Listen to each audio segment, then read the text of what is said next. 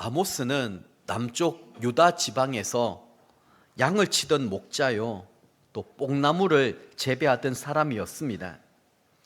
하나님은 그런 아모스를 불러서 북왕국 이스라엘에 대한 책망과 심판의 메시지를 전달하도록 한 것입니다.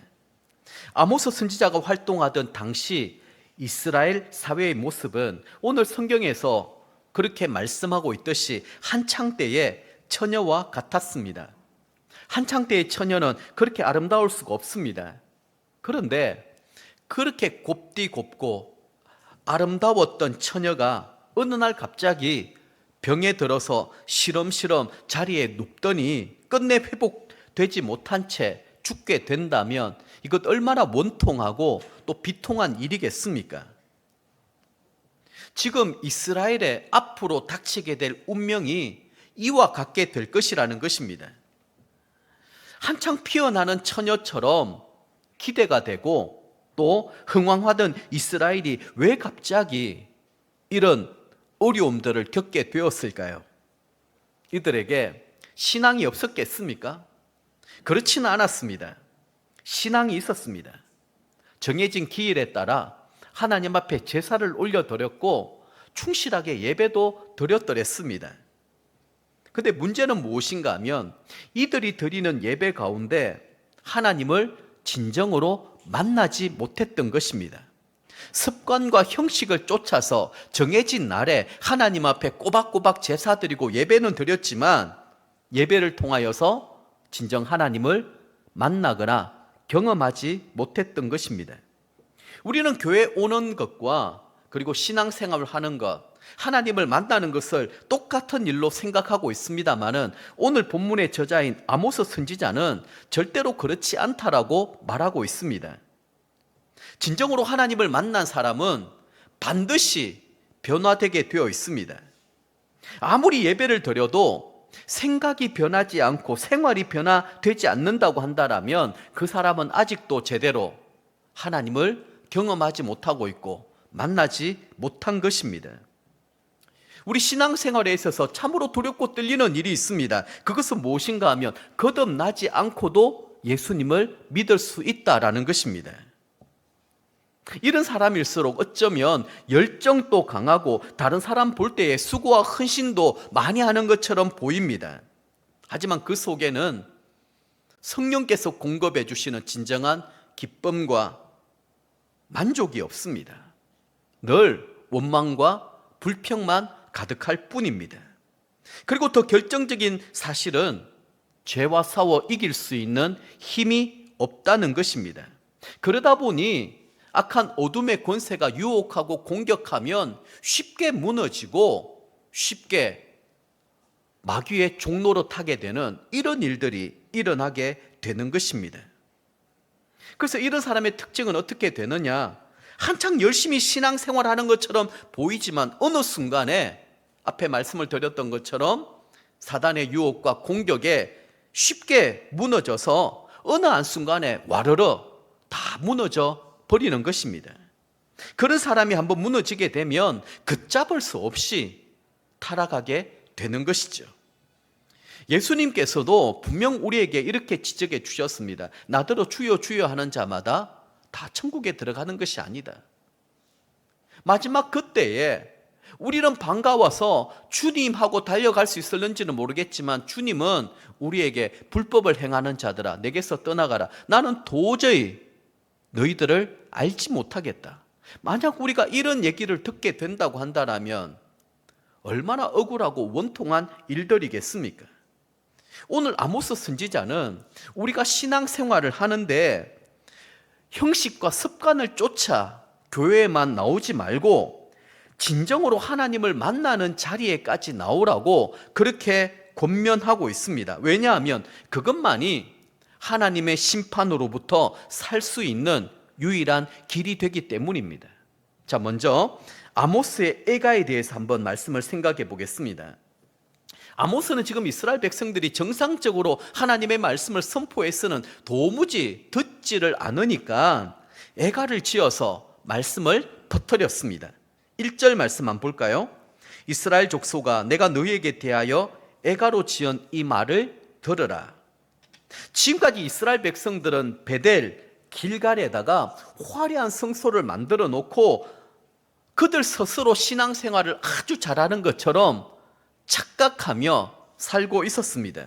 그래서 자기들은 이렇게 많은 축복을 받아 누리고 있다, 그렇게 생각했습니다. 그러다 보니 남쪽 드고아 지방에서 온 목자 출신의 이 아모스의 말을 귀담아 듣지 않습니다. 오히려 무시해 버렸던 것입니다. 그러자 아모스는 아무리 얘기해도 하나님의 말씀으로 이들이 듣지를 않으니까 아이들에게 노래를 가르쳤고 그 노래가 온 이스라엘로 퍼져나가게 된 것입니다. 예전에 우리 역사를 살펴보더라도 그런 것도 있지 않습니까? 이 나라의 부정부패, 그리고 또 이 왕에 관한 부분들에 대한 얘기들을 풍자적으로 하기 위해서 서동요입니까? 그렇게 아이들에게 노래를 가르쳐 가지고 그것이 왕의 귀에 들어가게끔, 얼마나 말씀에 귀를 기울이지 않았으면 이렇게까지 했겠습니까? 그 노래의 요지가 무엇인가 하면 2절 말씀입니다. 같이 한번 읽어보겠습니다. 처녀 이스라엘이 엎드러졌으며 다시 일어나지 못하리로다. 자기 땅에 던지우며 일으킬 자 없으리로다. 아멘. 한창 때 처녀는 너무 아름답습니다. 그리고 정말 기대가 많이 됩니다. 얼마나 보기에 좋습니까? 근데 그 처녀가 갑자기 쓰러지더니 다시 일어나지 못하고 있는 것입니다. 결국에는 죽어버렸고 그 시체를 버리듯이 땅에 묻어버렸다라는 것입니다. 이렇게 말씀하시는 그 뜻이 무엇인가 하면 이스라엘은 그 당시 아주 잘 나가고 있었고 번성하였습니다. 교만이 하늘을 찌를 정도로 그들은 부와 권력을 자랑했더랬습니다. 그러던 그들이 어느 날 갑자기 이렇게 몰락하게 된다라는 것입니다. 구체적으로 3절에 또 이렇게 말씀하고 계세요. 같이 읽습니다. 주 여호와께서 이와 같이 말씀하시되 이스라엘 중에서 1000명이 행군에 나가던 성읍에는 100명만 남고 100명이 행군에 나가던 성읍에는 10명만 남으리라 하셨느니라. 아멘.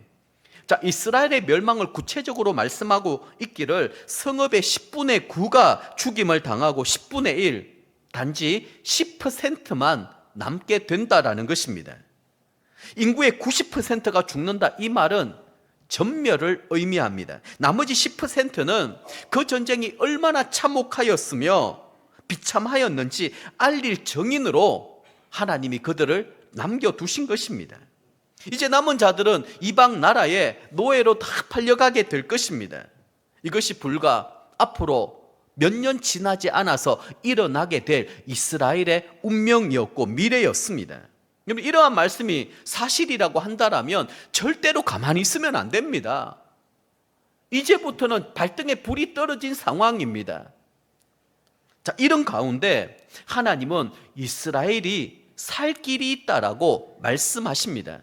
우리가 구약의 이 선지서를 계속 읽고 묵상하고 있습니다만 무시무시한 두려운 하나님의 이 심판의 메시지가 많이 나오고 있습니다. 반복하여 강조하여 제가 말씀을 드립니다. 하나님의 본심은 심판이 아니라 회복입니다.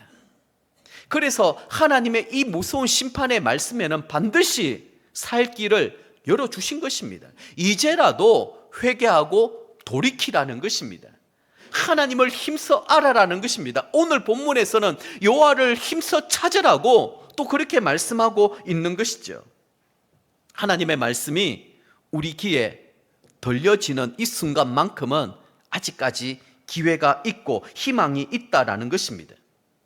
하나님께서 지적해 주시는 그 모든 이 죄악들 앞에 진심으로 통회하고 자복하며 회개하고 돌이키기만 하면 하나님은 우리의 죄를 용서해 주실 뿐만 아니라 그 불같은 시험 가운데서도 우리를 구원해 주시겠다 약속해 주셨습니다. 자, 어떻게 말씀하고 계실까요? 4절 말씀 보십시오. 여호와께서 이스라엘 족속에게 이같이 말씀하시기를 너희는 나를 찾으라 그리하면 살리라. 자, 여기 하나님을 찾는다라는 말 구체적으로 무엇을 의미하는지 5절에 이어서 계속 말씀을 하고 있습니다. 자, 5절입니다.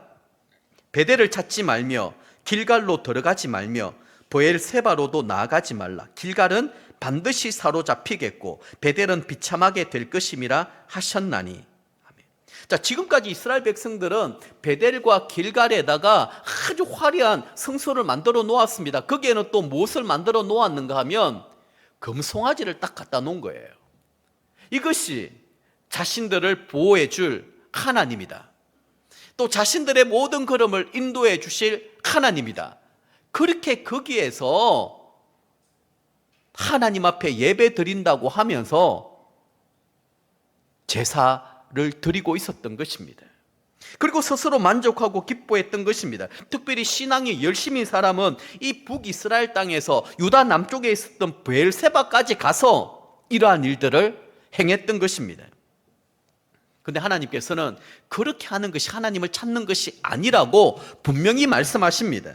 하나님을 찾는다라고 하는 것은 하나님의 말씀 앞에 자신의 심령이 날로 변화되는 것입니다. 하나님의 말씀이 나의 삶을 바꾸고 내 생각을 바꾸고 나의 생활 방식을 바꾸는 것입니다.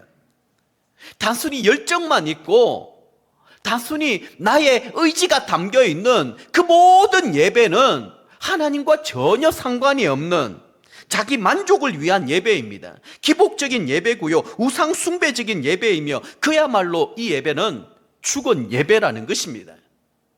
하나님이 임재하지 아니하고 성령께서 역사하지 않는 그 예배가 무슨 의미가 있냐라는 것입니다. 그래서 하나님을 찾는다라고 하는 말은 구체적으로 무엇인가?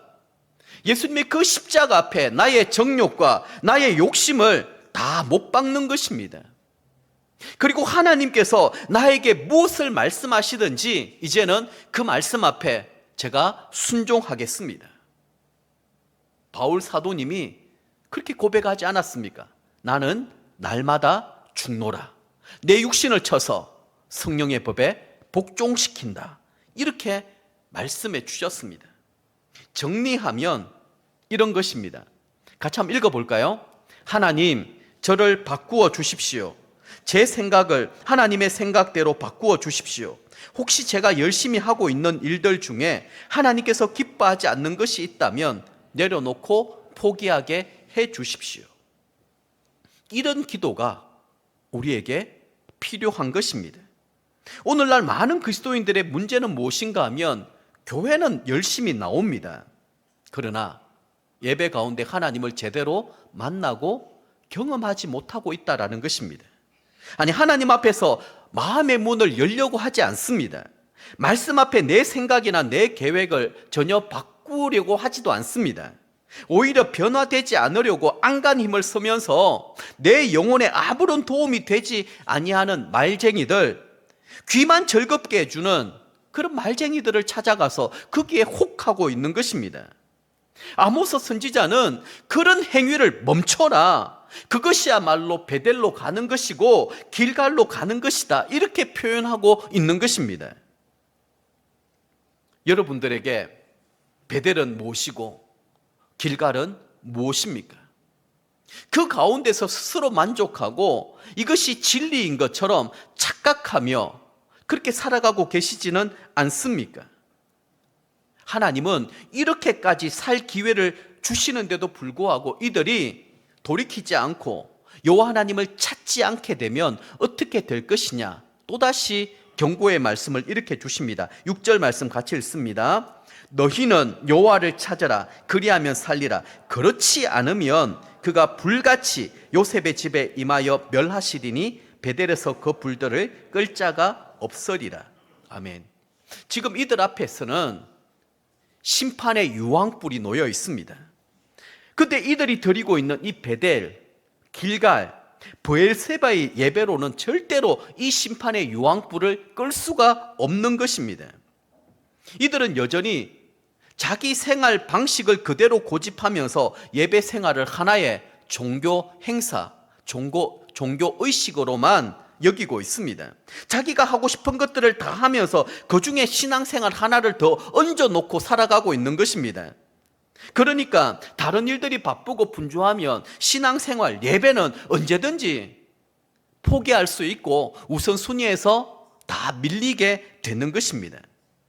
하나님께서는 이들에게 불심판으로 심판할 수 없는 이유에 대하여 이제는 구체적으로 이들의 악행을 폭로하고 계십니다. 7절 말씀 한번 보십시오. 정의를 선수구로 바꾸며 공의를 땅에 던지는 자들아.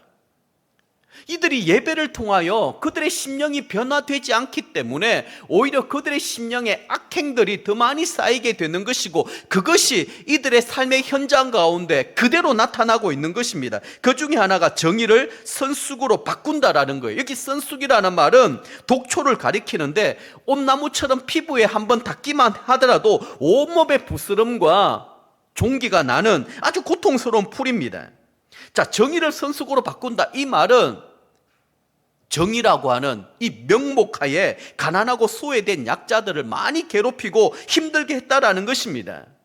이게 하나님의 뜻이라는 것입니다. 하나님이 바라고 원하시는 것이라는 것입니다.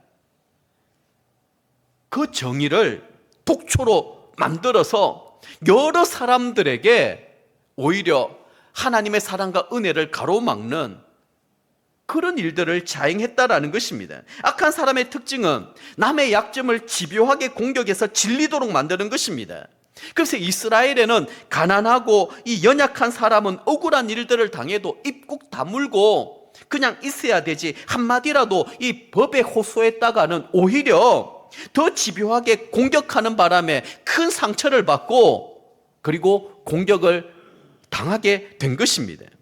아니, 스스로 하나님을 잘 믿는다고 생각했던 이스라엘의 종교 지도자들의 실상이었습니다. 이러한 행위들을 두고 공의를 땅에 던지는 자들이다, 이렇게 성경은 표현하고 있습니다. 하나님의 정의, 하나님의 공의는 온데간데 없고 자기의, 자기 자랑, 자기 교만, 자기 악행만 가득할 뿐입니다. 그러다 보니 하나님을 두려워하면서 착하게 살려고 하는 사람, 신앙 양심에 따라서 바르게 살려고 하는 사람들을 달달 볶아서 그들처럼 신앙 양심을 포기하게 만들어버리고 결국에는 전부 다 악해지는 것입니다. 이것이 그 사회의 특징이었습니다. 여러분, 오늘 이 사회의 모습을 보여주는 것 같지 않습니까? 이 말씀을 읽고 묵상하는데 소름이 끼칠 정도로 섬찟한 것입니다. 지금 이 시대야말로 아모스 시대처럼 저마다 다 귀를 닫아버리고 자기 소견에 옳은 대로 행하고 있습니다. 이제는 권위도 없습니다. 질서도 없습니다. 내 마음에 원하는 대로, 내 생각대로 하면 그만입니다. 결국에는 누가 제일 좋아하겠습니까? 마귀 사단이 하는 일들이 이것입니다. 자기 자신을 내세우고 끊임없이 자기 욕망, 자기 정욕대로 살게 함으로 말미암아 다툼과 갈등, 분열을 일으키게 만들고 그러면서 스스로 자멸하게 만들어 버리는 것입니다. 오늘날 이 시대에 이러한 일들이 얼마나 많이 자행되고 있습니까? 예수 그리스도의 몸이라고 하는 교회에서도 어김없이 이런 일들은 지금도 계속해서 일어나고 있습니다. 자, 그러면 오늘 중요한 주제입니다. 복음이란 무엇인가라고 하는 주제를 한번 다뤄보겠습니다.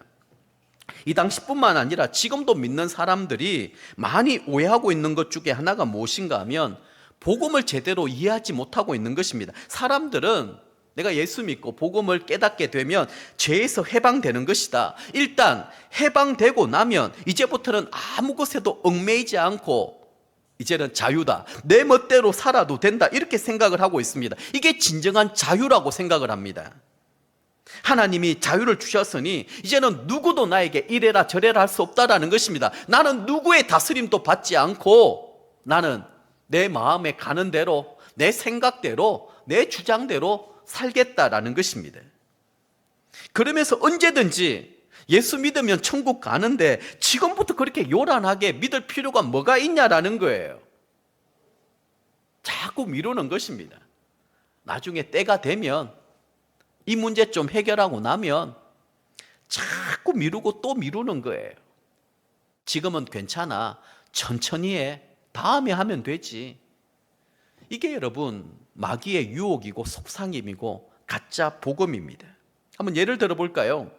십자가에 달려 구원받은 강도처럼 내 마음대로 자유를 마음껏 누리며 살아가다가 죽기 한 5분 전에만 회개하고 예수님 믿으면 천국 갈 수 있다. 이게 가짜 복음이에요. 근데 그렇게 해서 하나님 나라에 간들 무슨 의미가 있고 하나님 앞에 무슨 상급이 있겠습니까? 그리고 그것이 말처럼 그렇게 쉬울 것 같습니까? 절대로 그렇지 않습니다. 다른 한편의 강도도 좀 보십시오. 죽기 전까지 그 마음이 강팍해서 자기 죄값으로 죽어가고 있는 동안에도 끝까지 예수님 저주하고 욕하지 않았습니까? 평생을 내 마음대로, 내 욕심대로, 내 정욕대로 살아가다가 마지막 순간에 회개하고 예수 믿으면 된다. 이렇게 말하는 것이야말로 가짜 복음입니다. 자, 그러면 진짜 복음은 무엇이겠습니까? 자진해서 하나님의 말씀에 스스로 매이는 삶입니다. 진짜 복음을 아는 사람은 하나님께서 주신 자유를 내 마음대로 쓰지 않습니다. 스스로 하나님 앞에 다 반납해 버리는 것입니다. 하나님께서 주신 자유를 내 스스로 반납함으로 말미암아 이제부터는 오직 하나님의 뜻대로 살겠다라고 다짐하고 결단하는 것이 복음의 능력입니다.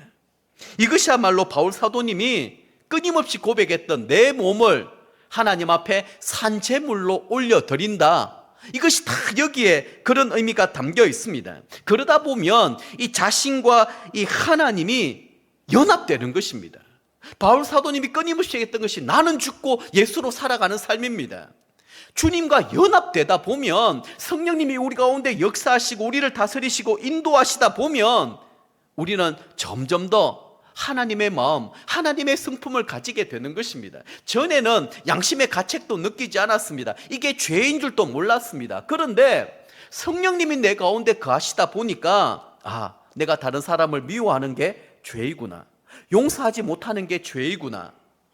내가 지금 이런 생각하는 것들은 성령님이 원하시는 그런 삶이 아니다.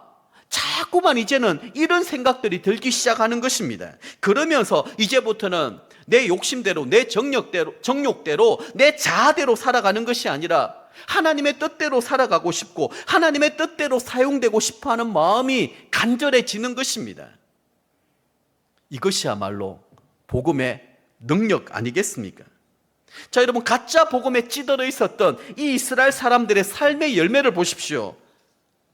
그 열매가 이렇게 또 나타납니다. 11절 12절 말씀 같이 읽습니다. 너희가 힘없는 자를 밟고 그에게 미래 부당한 세를 거두었은즉 너희가 비록 다듬은 돌로 집을 건축하였으나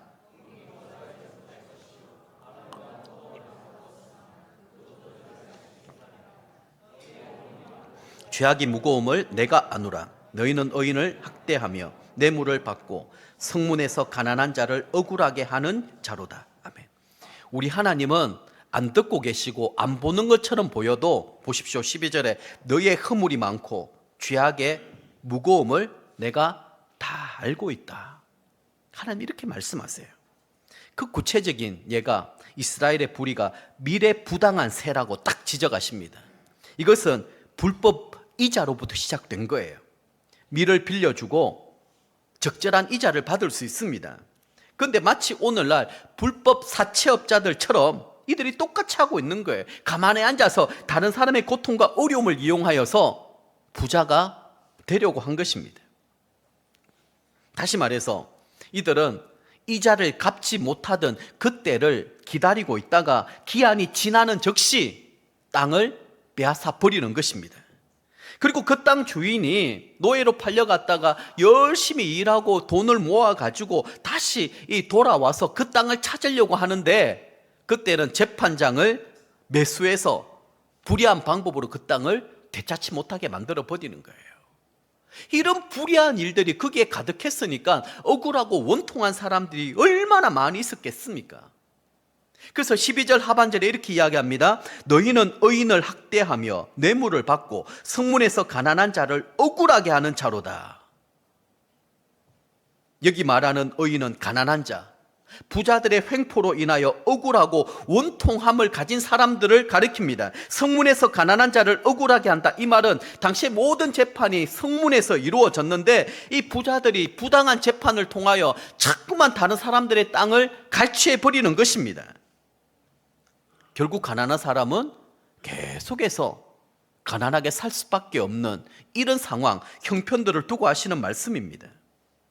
그럼 이스라엘 백성들이 가나안 땅에서 하나님의 은혜와 축복 가운데 살 수 있는 근거가 무엇이었는가 하면 그들이 얼마나 하나님의 말씀에 순종하며 그 말씀대로 지켜 행하느냐, 여기에 달려 있었습니다. 이들이 하나님의 율법을 지키지 아니하면 그 땅에서 살 권리 자체를 잃어버리게 된다라는 사실을 이들은 잘 몰랐습니다. 이스라엘은 우리가 잘 알다시피 하나님과의 언약 위에 세워진 나라입니다. 그 언약이 깨트려지게 되면 의로우신 하나님은 반드시 이들을 징계하고 징벌하게 되어 있습니다. 이스라엘 백성들에게 율법이 가나안 땅에 살 수 있는 근거가 되었다고 한다면 우리가 이 땅에서 그리스도인으로 살 수 있는 근거는 무엇이겠습니까? 그것은 우리 마음 가운데 내주하고 계시는 성령님의 다스리심과 인도하심을 받는 것입니다. 그것을 두고 성령 충만이라고 얘기하고 있지 않습니까? 성령님이 우리에게 율법이 되고 우리의 삶의 기준이 되는 것입니다. 우리는 매 순간순간마다 하나님의 말씀을 들을 때마다, 하나님의 말씀을 읽고 묵상할 때마다 우리 마음속에 진동하는 감동과 도전을 우리는 받고 있습니다. 성령님의 음성을 듣고 있습니다. 예를 들면 이런 것이죠. 말씀을 듣고 기도하는데 저 사람을 좀 도와주면 어떻겠니? 저 사람에게 좀 양보하자. 그리고 이것은 정직하지 못한 모습이야. 깨끗하고 정직하게 살자. 말하자면 성령님이 말씀 가운데 우리에게 이런저런 얘기들을 자꾸 해주시는 거예요. 오늘 주일이니까 예배가 우선이지. 예배를 제일 우선적으로 하자. 그러다 보면 예배를 드릴 수 없는 상황, 형편, 이런 일들이 또 많이 일어날 수 있을 것입니다. 오늘만큼은 그냥 가족들하고 좀 쉬지. 오늘은 그냥 온라인으로, 인터넷으로 예배를 그냥 드리지. 몸도 아프고 힘드니까. 오늘은 다른 볼 일이 있기 때문에 그냥 가다가 차에서 그냥 예배 드리지. 근데 한쪽에서는 그렇지가 않은 거예요. 그거 정상적인 게 아니야. 정말로 하나님을 예배하는 것을 삶의 우선으로 두고 있니? 우리는 끊임없이 이런 생각들과 싸우고 있지 않습니까? 말하자면 이런 것입니다. 만약 우리가 끊임없이 성령님께서 우리에게 감동을 주시고 도전을 주시는 이런 음성에 따라 살아갈 수 있다고 한다면, 100% 순종한다면 벌써 날개 달고 우리는 천국에 올라갔을 것입니다. 하지만 우리는 연약하고 부족하지 않습니까? 100% 순종하지 못한다 할지라도 말씀을 통하여 들려주시는 성령님의 음성에 10분의 1 아니면 100분의 1이라도 한번 좀 순종해 보자라는 거예요. 그러면 그 작은 순종을 통하여서 우리 하나님이 얼마나 기뻐하시고 그 일들을 통하여 우리에게 많은 은혜와 축복을 베풀어 주시는지 그 기쁨을 누려야 됩니다. 성령님은 말할 수 없는 탄식으로 우리를 위하여 기도하시는 분이라고 했습니다. 우리의 연약함을 도우시는 분이라고 했습니다. 얼마나 답답하시겠습니까? 성령님은 그렇게 살면 그거는 축복이 아니라 저주인데 너 그렇게 살면 안 돼. 성령님은 답답한 마음을 가지고 우리를 위해서 기도해 주신다라는 거예요. 그리고 우리가 잘 지켜 행하지 못하는 연약함이 있을 때마다 성령님은 우리 마음에 감동을 주시는 거예요. 하게 하시는 것입니다. 중요한 것은 뭐냐? 우리의 자유의지입니다. 내 마음대로 할 수 있는 그 자유의지를 성령님께 반납하는 것입니다. 그리고 성령님의 음성에 우리가 주목하고 순종하는 법을 배우는 것입니다. 주님, 오늘도 내 마음은, 내 생각은 이렇지만 바울 사도님처럼 내 육신을 쳐서 성령님의 한번 복종시켜 보겠습니다. 주님, 말씀해 주신 대로 내가 한번 순종해 볼게요. 이렇게 한번 해볼게요. 내가 이렇게 다 할 수는 없지만 내가 할 수 있는 건 이 정도입니다. 이렇게라도 한번 해볼게요. 그러면 성령님이 기뻐서 춤을 추실 거예요. 그러면서 한 단계 우리의 믿음이 성숙하고 자라가게 되는 것입니다. 문제는 무엇인가 하면 성령님께서 말씀해 주시는 이 음성이 아예 귀를 닫아버리는 거예요. 들으려고 하지도 않는 것입니다. 아니 말씀이 귀에 들려지지 아니하는데 우리가 어떻게 순종하고 우리의 삶의 변화와 성숙을 기대할 수 있냐라는 것입니다.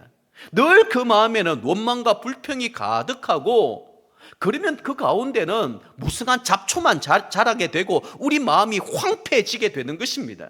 결국 그것은 누가 원하는 것일까요? 마귀 사단이 원하는 것이죠.